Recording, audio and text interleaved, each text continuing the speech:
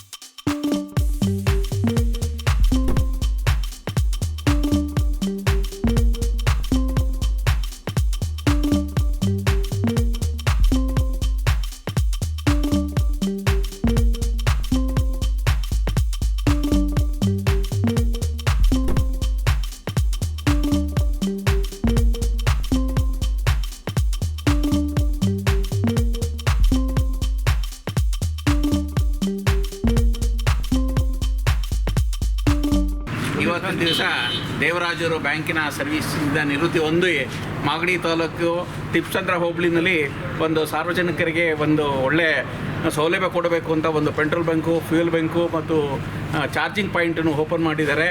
ಅವರಿಗೆ ದೇವರು ಒಳ್ಳೆ ಯಶಸ್ಸು ಕೊಡಲಿ ಅಂತ ನಾನು ಎಲ್ಲರ ಪರವಾಗಿ ಪ್ರಾರ್ಥಿಸ್ತೇನೆ, ಶುಭ ಹಾರೈಸ್ತಿದ್ದೇನೆ. ದೇವರು ಒಳ್ಳೇದು ಮಾಡಲಿ.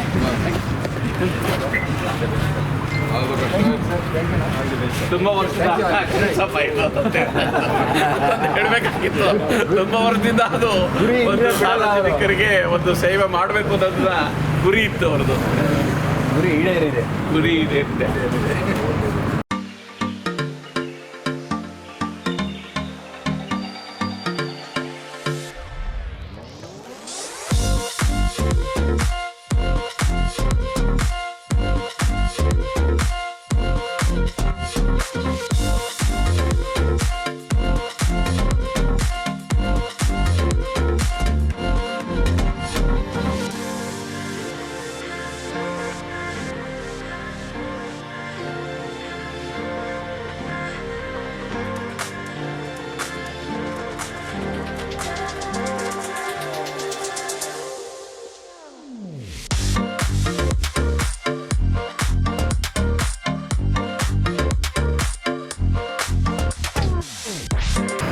ಬೆಂಗಳೂರು ದಕ್ಷಿಣ ಜಿಲ್ಲೆಯ ಕೆಂಪೇಗೌಡರ ಮಾಗಡಿಯ ತಿಪ್ಪಸಂದ್ರ ಹೋಬಳಿನಲ್ಲಿ ಇವತ್ತು ಮಾನನೀಯ DS ದೇವರಾಜುರವರು SLN ಫ್ಯೂಯಲ್ ಝೋನನ್ನು ಓಪನ್ ಮಾಡ್ತಿದ್ದಾರೆ. ತಮ್ಮ ಅನಿಸಿಕೆಯನ್ನು ಹಂಚ್ಕೊಳ್ಳಿ ಸರ್. ನಮಸ್ಕಾರ. ನಮಸ್ಕಾರ. ಗಟ್ಟಿಯಾಗಿ. ಇದೊಂದು ಒಂದು ಉತ್ತಮವಾದ ಒಂದು ಕಾರ್ಯಕ್ರಮ.